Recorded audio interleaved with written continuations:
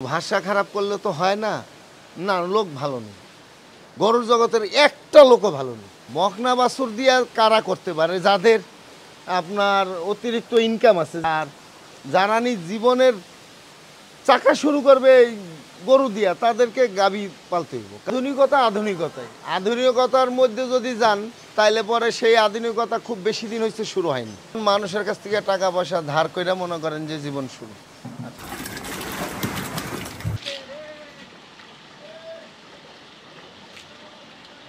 আসসালামু আলাইকুম ক্ষুদ্র খামারি দর্শক, আমি আজকে আছি রাজধানী ঢাকার সবচাইতে ঘনবসতিপূর্ণ এলাকা, সেটা হচ্ছে মিরপুর। সবচাইতে বড় আবাসিক এলাকা হচ্ছে মিরপুর 60 ফিট অলিমিয়ারটাকে। দর্শক, আজকে আপনাদেরকে মোটামুটি বলতে পারেন ডেইরি খামারে না, আপনাদেরকে মোটামুটি ডেইরির একটা আড়তে নিয়ে আসছি। মানে হচ্ছে আমি এই মুহূর্তে আড়তে আছি। আমার যেদিকে আপনি তাকাবেন, আমার চারপাশে বকনা বাছুর, ষাঁড় বাছুর, গাবি, 1 বিয়ানের গাবি, 2 বিয়ানের গাবি, 8 বিয়ানের গাবি, অভাব নাই চারপাশে। এবং এখানে যা আছে এগুলো সব হাই ল্যাকটেশনের গাবি। এই খামারটার নাম হচ্ছে বিসমিল্লাহ এগ্রো এবং এই খামারের মালিক হচ্ছে বিল্লাল ভাই। উনি মূলত এই খামারটা থেকে দুধ উৎপাদন করে নিজেই সেই দুধ থেকে দুগ্ধজাত পণ্য তৈরি করে থাকে। ওনার নিজেরই একটা মিষ্টির কারখানা আছে, নিজেরই মিষ্টির শোরুম আছে। দর্শক, আজকে আমরা মূলত ওনার খামারে আসছি। দেখতে পাচ্ছেন যে একটা ঘনবসতিপূর্ণ এলাকা তৈরি হয়ে গেছে গরুগুলো দিয়ে খামারটা, সেজন্য এখান থেকে কিছু সংখ্যক গরু কমাইতে হবে। যেহেতু ওনার মিষ্টির কারখানা এবং মিষ্টির ব্যবসা, সেজন্য দুগ্ধবতী গাভী বিক্রি করা সম্ভব না। ওনার এখান থেকে বিক্রি হবে কিছু সংখ্যক বকনা বাছুর এবং ষাঁড় বাছুর। কী কী জিনিস বিক্রি হবে এই খামারে, সেই জিনিসগুলো আজকে আপনাদের ভিডিওতে দেখানোর চেষ্টা করব। এগুলো দরদাম সম্পর্কে ধারণা দিব, কোয়ালিটি সম্পর্কে ধারণা দিব। অবশ্যই ভালো কোয়ালিটিরই হবে। আর এইভাবে এই ঘনবসতিপূর্ণ এলাকার মধ্যে উনি কীভাবে গরু লালন পালন করে, কীভাবে গরু পরিচর্যা করে, এই বিষয়গুলোর সম্পর্কে কথা বলবো এই খামার মালিক বিল্লাল ভাইয়ের সাথে। ভিডিওর প্রথম থেকে শেষ পর্যন্ত সবসময়ের মতো আপনাদের সাথে থাকবো আমি মেহেদী হাসান আজিম। আশা করি আপনারা আমার সাথে থাকবেন। আর যারা এখন পর্যন্ত আমাদের চ্যানেলটি সাবস্ক্রাইব করেননি, অনুগ্রহ করে চ্যানেলটি সাবস্ক্রাইব করে নেবেন। আর পাশে থাকা বেল আইকনটি আস্তে করে টিপে দিবেন। ক্ষুদ্র খামারি কৃষি আর কৃষকের খুব দরকারি। আসসালামু আলাইকুম বিল্লাল ভাই, কেমন আছেন? জি ভাই, ভালো আছি। আপনি ভালো আছেন? আলহামদুলিল্লাহ ভালো আছি। আপনি একজন সফল খামারি। এই আপনারা বললে তো তাই, মোটামুটি। কিভাবে খামারটা শুরু হলো আপনার? ভাই, খামার শুরু হয়েছে, লেখাপড়া তো বেশি করতে পারিনি। মেট্রিক পাস করার পরে আপনার তখন বেকার জীবন, তখন মানুষের কাছ থেকে টাকা পয়সা ধার কইরা মনে করেন যে জীবন শুরু। আচ্ছা, কতগুলা গরু দিয়ে শুরু করলেন? না, টাকা মানুষের কাছে ধার করলে কি আর বেশি টাকা দিয়ে করা যায়? তখন একটা বাচ্চা পাওয়া যেত আপনার, এই যে এখন যেই বাছুরগুলা 30-40 হাজার, তখন ওই বাছুরগুলোর দাম ছিল 700-800-1000 টাকা। কত সালে? 2005 সালে। 2005 সালে।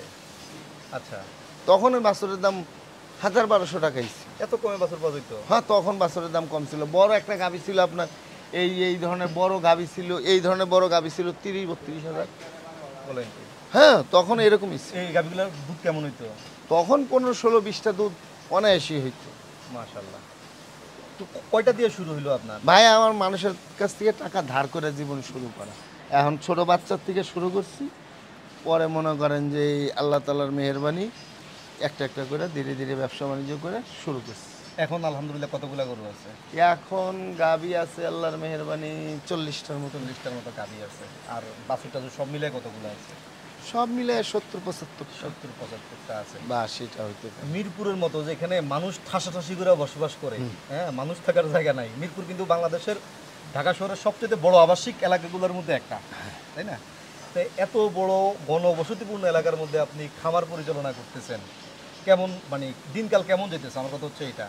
বর্তমানে তো আপনার খাবারের দাম বেশি, গরুর খাবারের দাম বেশি, লোকজনের খরচ বেশি, তারপরে আপনার ভাড়া বেশি, মিলাই জিলে খুব একটা ভালো না।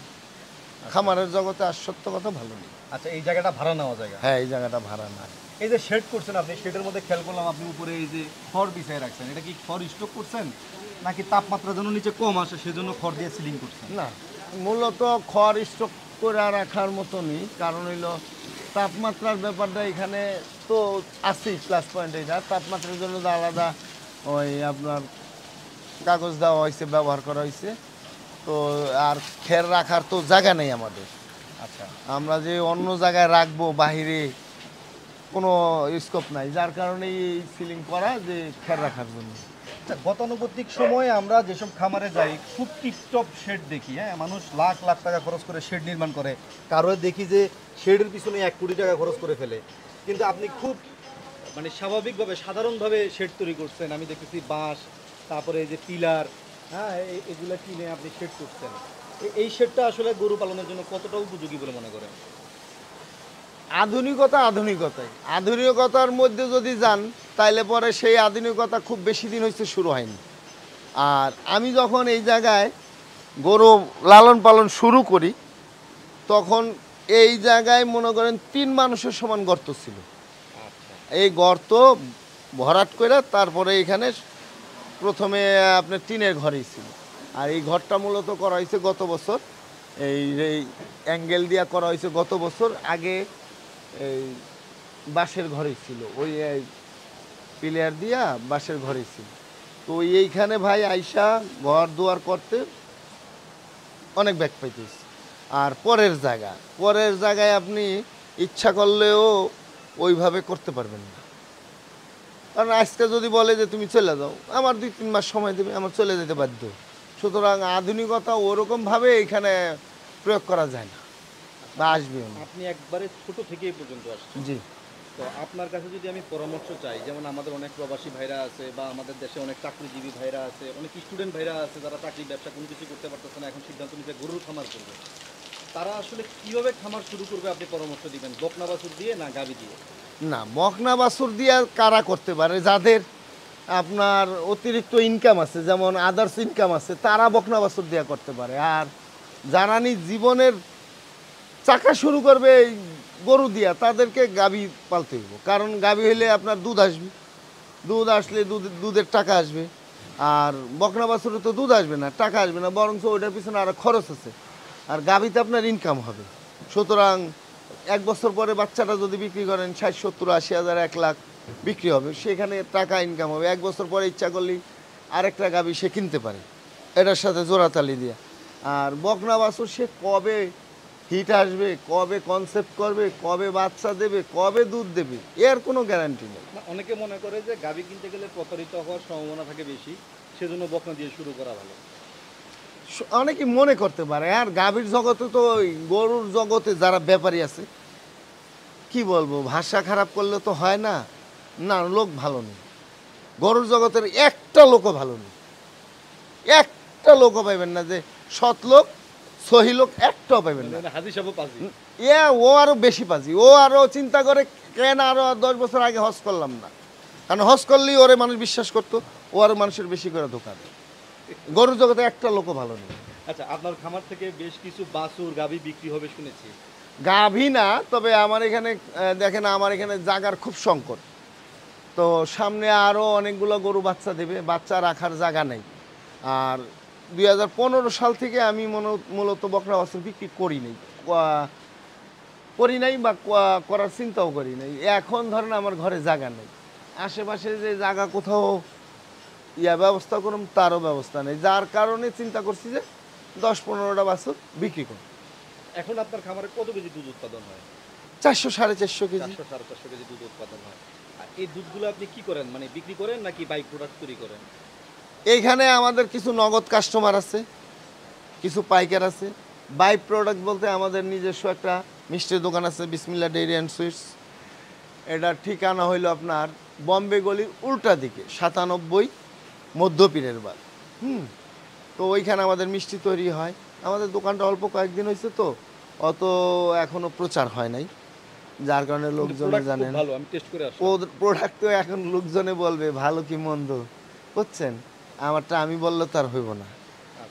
তবে ভালো করার চেষ্টা করি ইনশাআল্লাহ। আচ্ছা বিল্লাল ভাই, আপনি যে বকনাগুলো বিক্রি করবেন এগুলোকে আমাদের দর্শকদেরকে দেখাই। জি আচ্ছা, চলেন আগে এই দিক থেকে আসি। ফালতু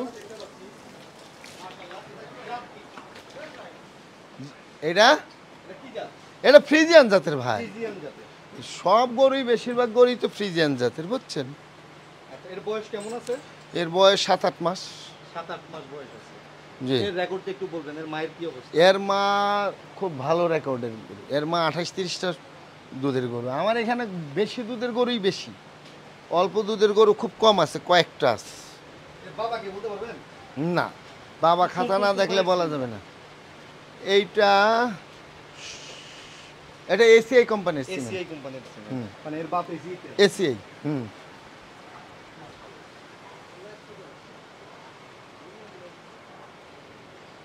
একটা ভালো বকনা চিনবো আমরা কিভাবে ভাই একটু বলেন তো?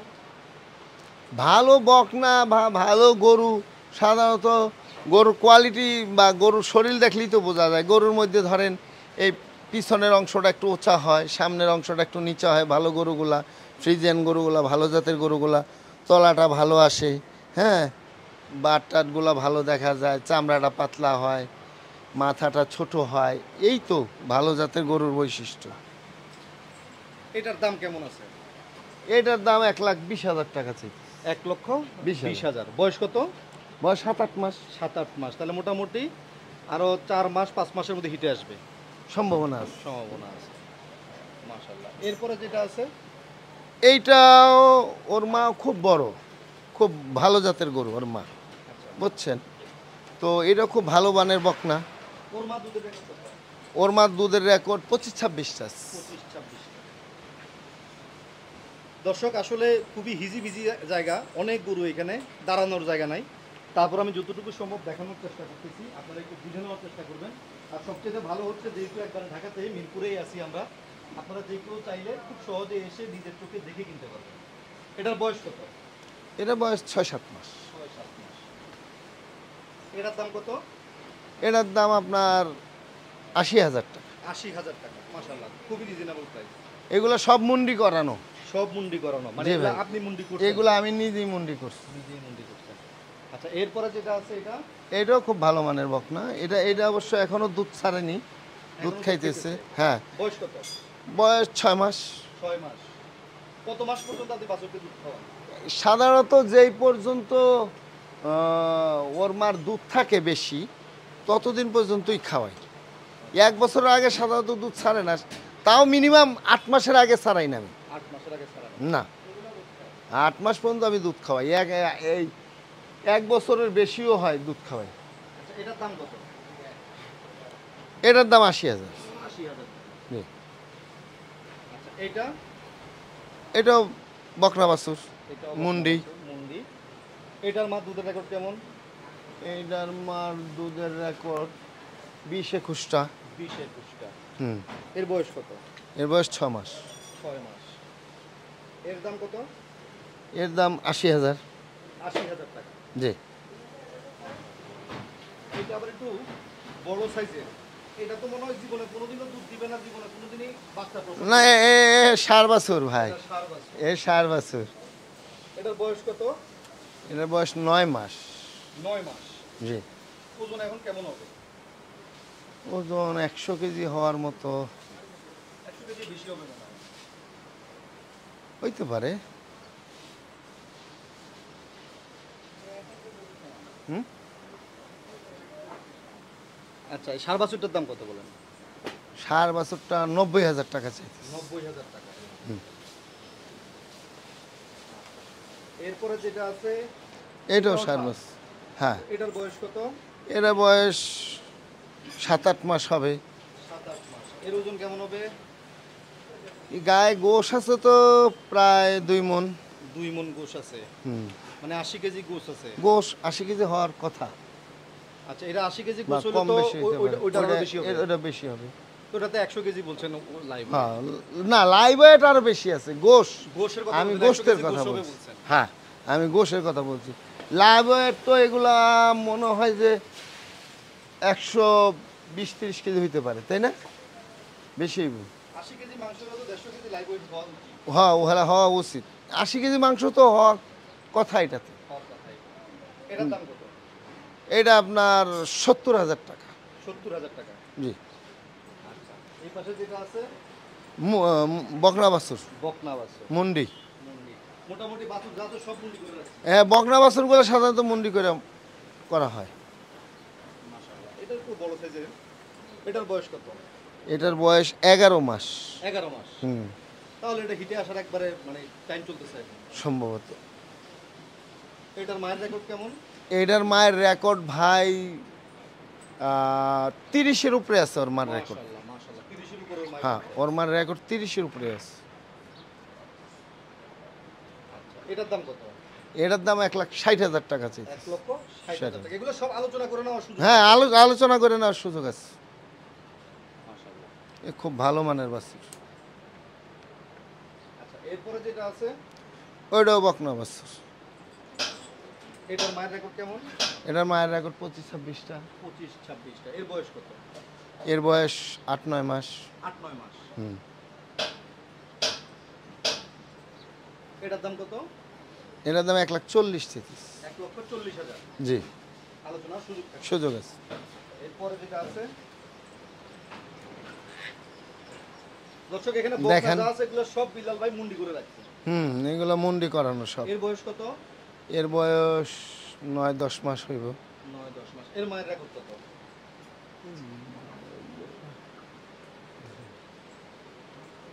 এর মার রেকর্ড 20-এর উপরে আছে। 20-এর উপরে। হুম। এটার দাম কত?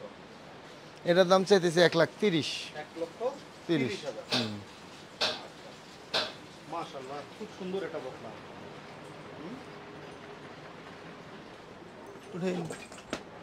এটাও মুন্ডি।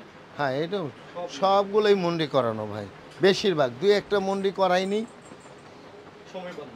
না সময় না, ও ট্রাই করে দেখলাম যে কীরকম মুন্ডি করাইলে কীরকম হয় বা মুন্ডি ছাড়া কীরকম হয়। তো মুন্ডি করাইলেই ভালো হয়। গবেষণা চলতেছে আপনার। জি ওরকমই মুন্ডি কি নিজেই করান? নিজেই করাই। আচ্ছা এটার বয়স কত? এটার মায়ের রেকর্ড কেমন? এটার মায়ের রেকর্ড 30-এর উপরে। 30-এর উপরে। আর বয়স? বয়স 9-10 মাস হইব। 9-10 মাস। এটার দাম কত? এটার দাম 1,40,000 টাকা। 1,40,000। এগুলা গাই হইলে আপনার 2.5-3 লাখ টাকার গাই হবে। 2.5 লাখ টাকা 3 লাখ টাকার গাড়ি। আরো বেশি হয়। ওর মাই তো আপনার অনেক দুধের গরু। এটা সার বাচ্চা। এটা সার আছে। সারগুলো করেন না? না সারগুলো আগে করতাম, এখন করিনি। সার আসলে শিং না থাকলে ভালো লাগে না। ভালো লাগে না, আবার সার মুন্ডি করলে তাড়াতাড়ি বড় হয় গরু। মুন্ডিগুলো করে তাড়াতাড়ি বড়। হ্যাঁ তাড়াতাড়ি বড় হয়। শরীর ধরে ভালো, এই দেখেন জিনিস। শরীরে ফিটনেস ভালো হয়। মুন্ডি সব জায়গা থেকে একটা একটা করে শিক্ষা নিতে হবে। আজকে একটা জিনিস শিখলাম মুন্ডি করলে গরু ফিটনেস ভালো হয়। এটার বয়স কত? সারের বয়স কত? সারের বয়স 8-9 মাস। ওয়েট কেমন হবে? এটা মাংস আছে 2 মণের উপরে। 2 মণের উপরে মাংস আছে। এটার দাম কত? এর দাম চাইতেছে 80,000 টাকা। 80,000 টাকা। অবশ্যই আলোচনা করা যাবে। জি আচ্ছা লাস্ট একটা বকনা আছে এখানে এই সিরিয়ালে। দেখি একটু এটা বলেন একটু। এইটা হইলো একটা জার্সি গরুর বাচ্চা। জার্সি। এটার মা জার্সি গরু ছিল, কয়দিন আগে বিক্রি করে ফেলাইছে ওর মারে। এটা খুব ওর বাবার 93%-এর বীজ ও, বুঝছেন? ও খুব ভালো মানের বকনা। আচ্ছা এটার দাম কত? এটা 1,20,000 টাকা। 1,20,000। আমরা এখানে অনেকগুলো দেখাইলাম, দেখি অন্য সাইডে কি আছে। এতক্ষণ আমরা যে বকনা বাছুরগুলো আপনাদেরকে দেখাইলাম 9 মাস 10 মাস 7 মাস 6 মাসে, আর এগুলো হচ্ছে সব প্রেগনেন্ট বকনা। হ্যাঁ এগুলোর পেটে বাচ্চা আছে। ভাই এই বকনাটা সম্পর্কে বললেন, এটা প্রিন্সেসের কতদিন হয়েছে? এটা 5 মাস রানিং আছে 5 গাব। মাস রানিং প্রেগনেন্ট। জি এর মায়ের রেকর্ড কেমন ছিল? এগুলো সব 20-25-এর উপরে দুধের মায়ের রেকর্ডে দেখ। 27-28 এটার দাম কত? এটা দেখতেছি 2,20,000 টাকা। 2,20,000 5 মাসের প্রেগনেন্ট। হ্যাঁ 5 মাসের প্রেগনেন্ট। এরপরে যেটা আছে আমার ঘরে আপনার গরুর যে বাছুরগুলো দেখতেছেন, এর মা আছে, নানি আছে, নানির মা ছিল, এরকম গরু আমার কাছে আছে। বয়স কত আর এটার কয় মাসের প্রেগনেন্ট? এটাও 5 মাসের প্রেগনেন্ট। 5 মাসের প্রেগনেন্ট এটাও। মায়ের রেকর্ড কেমন? এটার মা ছিল, মাও আমার কাছে, এর নানি ছিল আমার কাছে, বুঝছেন? এর মাও 28-30টা দুধ হইতো। এটার দাম কত?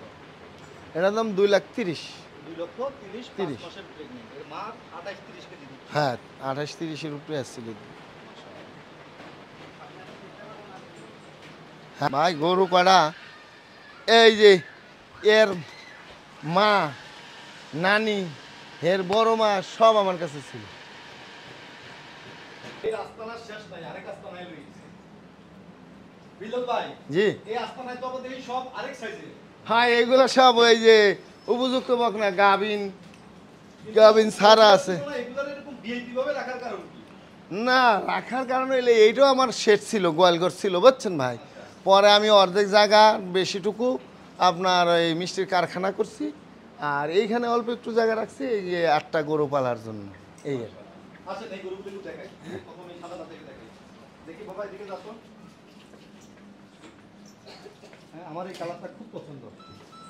এই সাদাটা আপনার এই যে দেখেন অবস্থা রে, গরু বছর এটা বাচ্চা দেবে, আর 1 মাসের মধ্যে বাচ্চা দেবে। 1 মাসের মধ্যে বাচ্চা দিবে। হুম। এর মায়ের রেকর্ড কেমন ছিল? এর মার রেকর্ডও 20-25টার মতো ছিল। হ্যাঁ ওলান আসছে। এর দাম কত? ওলান। এর দাম চাইতেছে 2.5 লাখ টাকা। 2.5 লক্ষ টাকা। হুম। আচ্ছা এরপরে এটা এইটাও আপনার 5 মাসের গাব। 5 মাসের গাব। জি 5 মাসের গাব। এর মার রেকর্ড কত? এর মারও 20-এর উপরে রেকর্ড, নিচের রেকর্ডের মানে 20 এর নিচে কোনো গাবি আপনার কাছে না। 20-এর নিচে গাভীর বাছুরগুলো আমি সাধারণত ছোট কালে বিক্রি করে দিই, ওগুলা অত বড় করি না, অত পালি না। আর বেশি দুধের গরুর বাছুরগুলোই সাধারণত পালা হয়। এটার দাম কত? এটার দাম চাইতেছি 1,80,000। 1,80,000 টাকা। এই যে আরেকটা আসছে। এটা কয় মাসের গাব? এইটা চেক দেই নাই এখনো। চেকে এখন আসে। না না এটা চেকে আসেনি এখনো। আচ্ছা এটার দাম কত? এটার দাম চাইতেছি 1,60,000। 1,60,000। এটার সাথে আবার একটা ফটোকপি আরেকটা আছে। হুম। ফটোকপিটা দেখি। মনে দিলে জমা। এটা কয় মাসের? না এটাও চেকে আসবে না, অল্প কয়েকদিন ধরে বীজ দেওয়া হয়েছে। এটার দাম কত? এটার দাম চাইতেছি 1,60,000। 1,60,000। জি। আচ্ছা এরপরে আসি এইটা দেখি। ভাই এটা কি সার না গাবি? না গাব, এটাও 5 মাসের গাব গরু। 5 মাসের গাব গরু। জি। এটা সাইজ তো অনেক বড় মাশাআল্লাহ। হুম।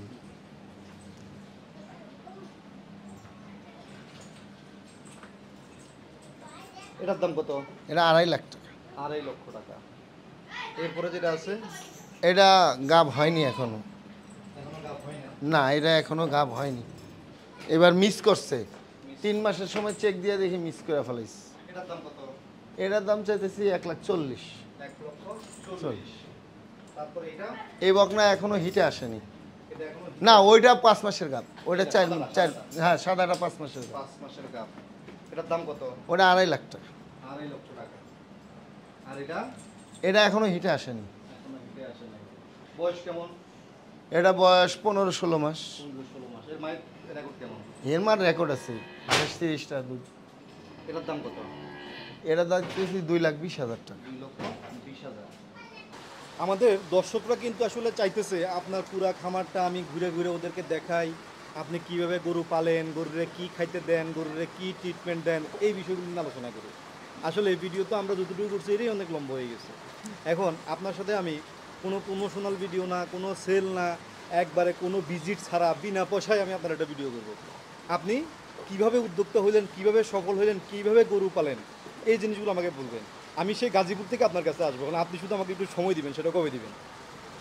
সেটা যে কোনো টাইমে দেওয়া যাবে, অসুবিধা নেই। এবার সময় দিবেন আপনি? হ্যাঁ ইনশাল্লাহ দেব। দর্শক আপনাদের মনে কি কি প্রশ্ন উঠতে ইচ্ছা আমি জানি, আপনাদের মনের প্রশ্নগুলো আপনারা এই ভিডিওর কমেন্টে করে ফেলবেন। আমি ইনশাল্লাহ বিলাল ভাইয়ের কাছে আসবো, আমার যত কষ্টই হোক আমি এসে বিলাল ভাইয়ের কাছে সেই প্রশ্নগুলো জিজ্ঞেস করবো। আমার কাছে মনে হয় বাংলাদেশের যতগুলো আদর্শ খামার আছে তার মধ্যে আসলে একটা হচ্ছে বিলাল ভাইয়ের খামার। বিলাল ভাই শুধুমাত্র একজন খামারই না, উনি আমাদের দেশের সম্পদ। কারণ ছোট্ট একটা মানে অবস্থান থেকে মানুষের কাছ থেকে ধার দেনা করে টাকা নিয়ে মাশাআল্লাহ এত সুন্দর একটা খামার করেছেন উনি। এটা আমার মনে হয় বাংলাদেশের সব মানুষের জানা উচিত। বিলাল ভাই আজকে এই পর্যন্তই বিদায় নিচ্ছি। বিদায় নেওয়ার আগে আমাদের দর্শকদের উদ্দেশ্যে আপনার কিছু বলার থাকলে আপনি বলতে পারেন। পরিশ্রম করলে সফলতা আসবে। আর এই গরুর জগতে রাত দিন 24 ঘন্টায় পরিশ্রম করতে হয়। আর গরুর জগতে আসলে এই রাইখা কোথাও বেড়াইতে যাওয়া বা ঘুরতে যাওয়া এটা সম্ভব হয় না। আপনি হয় শেষ না। শ্বশুর বাড়িতে বেড়াতে গেছেন কবে? না যাওয়া হয় না ভাই, গরু রাইখা কোথাও যাওয়া যায় না। 2টা গাভী কিনবো, বা একদিকে দেখতে যাব ওইটা হয় না ভাই, কখনো হয় না। কারণ গরু রাইখা কোথাও দূরে আপনার মতো থাকা একজন যায় না। মানে সাকসেসফুল খামারে আমাদের গাজীপুরে আছে শেফালি ডেরি জাহাঙ্গীর ভাই, উনি ওনার শ্বশুর বাড়িতে কোনোদিনও যায় না, গেলেও মানে যায় ভাত খায়, খাই আবার চলে আসে। ওই যে দুপুরের টাইমটুকু 2-4-5 ঘন্টা সময় থাকে মানুষের হাতে। হ্যাঁ খামারিদের সময় আপনার সকাল থেকে দুধের ঘরে থাকতে হয় 12টা পর্যন্ত, 12টার থেকে 5টা পর্যন্ত ওই সময়টুকুই থাকে অবসর। বা অবসর কি আপনার একটু একদিকে চাইলে যাওয়া যায়, কিন্তু এরপরে আর যাওয়া যায় না। এরপরে আবার আইসা দুধের ঘরে বসতে হয়, দুধ দোয়াইলে দুধগুলা সেল করতে হয়, তারপরে আপনার গরুর ভালো মন্দ দেখতে হয়, এইগুলা মানুষ দ্বারা সম্ভব না। আপনি মানুষের কাছে রেখে দেবেন 6 মাসে ফকির বানাই দেবেন। তাহলে যত বড় সাকসেসফুল মানুষই হোক বা ও কর্মচারীর উপরে কখনো ডিপেন্ড করে খামার পরিচালনা করা যায় না। নিজেকে যাবে না। রাখাল হইতো। একেবারে নিজের রাখাল হইতো। সবচেয়ে বড় গরু পালতে হইলে নিজের গরু হইতো, এছাড়া গরু পালা যায় না। আমার মনে করে রাত দিন 24 ঘন্টাই খামারে কাটে, সময় দিতে হয় কোন গরুটার কি হইলো, কোন বাছুরটার কি হইলো, কি আসে বিষয়, এগুলো সব নিজের খেয়াল করে রাখতে হয়। এছাড়া মানুষের দ্বারা এটা সম্ভব না। বিলাল ভাই আপনাকে অনেক ধন্যবাদ, ভালো জি থাকবেন। ভাই, ভালো। আসসালামু আলাইকুম। ওয়ালাইকুম আসসালাম।